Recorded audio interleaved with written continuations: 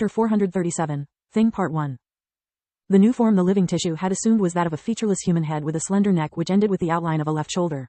It would have reminded Lith of a broken mannequin, if it weren't for its glowing blue eyes. This is bad, he said. I can't be sure of it, but the only time I've seen blue eyes was during necromancy classes. If I'm right and the principle is the same, we're being watched. The head's lips curled into a smile, confirming Lith's suspicions. Manohar had completed his spell, but nothing happened. Fascinating. Remote control despite the association's arrays. The professor took the enchanted tray the specimen was set upon, to seal it inside the quarantine array again. Suddenly, thin tendrils of flesh emerged from the severed neck and shoulder, wrapping around his arms. Nothing happened, again. And, Manohar grinned at the thing's surprised expression. The tendrils let go of his arms and went straight for his face, but a thin barrier of light surrounding Manohar prevented them from touching his skin. As I said, without a host you are powerless. You're not the first pest I've faced. I was just testing the limits of this form of yours. You really are just as annoying and arrogant as they say you are. The head replied with a soft, feminine voice that was identical to Tista's. Let's see how you respond to this. Tista and Lith stepped back while pretending to cast a fake magic spell. Manohar, on the other hand, didn't budge. You're just wasting my time. The door is closed, I've protected the three of us, and I'll not let my specimen die.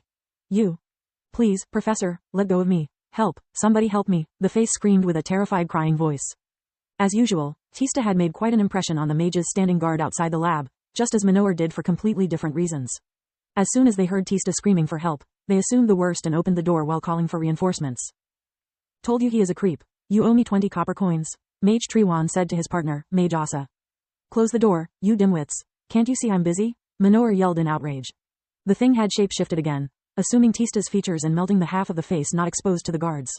The melted flesh formed a naked shoulder and a part of an arm. Its tendrils were still clinging to Manohar's body despite his best efforts to get free of the living tissue without damaging the specimen. So what the guard saw was a half-naked young woman whose body was covered by the professor's ample robe screaming for help.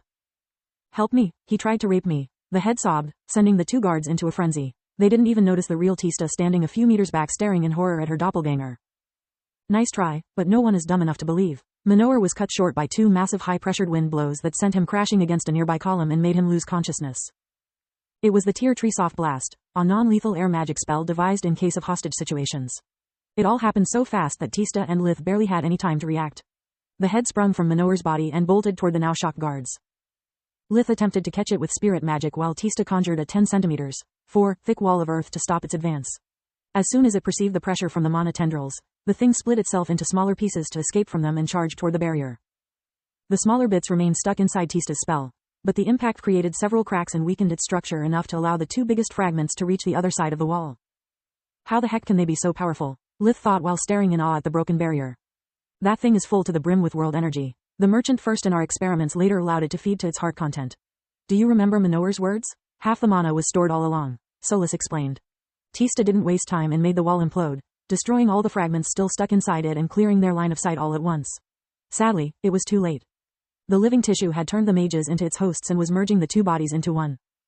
Fuck, we can kiss our specimen goodbye. Lith cursed the unknown enemy. That thing made a magico as strong as a mage. I can't afford to discover what it can do to someone with a decent core. The guards both had bright green cores.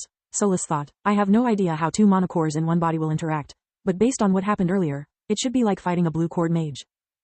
Tista, I'll hit high, you hit low we must. In the heat of the battle, Lith had completely forgotten that his sister had never seen an abomination, one of Balkor's undead, or any of the monstrosities which had been his bread and butter for years.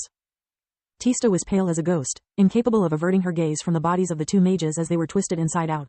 Their bones snapped and merged forming thicker limbs. Their flesh writhed and bulged, spurting blood whenever a blood vessel proved incapable of sustaining the increased pressure just to be mended a split second later. Lith looked at Manohar, still on the floor with a small pool of blood forming under his head. We don't have much time left, said the left head using Lith's own voice. Let's play, said the right one, accomplishing the unbelievable task of making Manohar's voice even more annoying. Count Lanza's mansion. Your allegations could put Count Exalver in some serious trouble. What makes you so certain that he could be the one behind the maid mages? Journey asked. You don't know him like I do. Even if the corridor outside her father's office was pleasantly warm, Mina Lanza shivered while recalling their shared past. Eric has always been envious of anyone capable of lighting a fire without matches. He's not just talentless, he can't even use chore magic. Over the years, envy turned into hate. It's gotten to the point that he has forbidden his staff to use magic. The last time I visited him, Eric almost whipped a butler to death for conjuring a glass of water. Her beautiful blue eyes turned watery. He was yelling like a lunatic, babbling about restoring his honor. He had a feverish look in his eyes, like he'd become insane. Thanks for your help. I assure you we'll pay Eric Exalver a visit, Journey said. At those words, Mina gave them a curtsy with a look full of gratitude before taking her leave. The housemaid accompanying Mina hesitated before following her ladyship.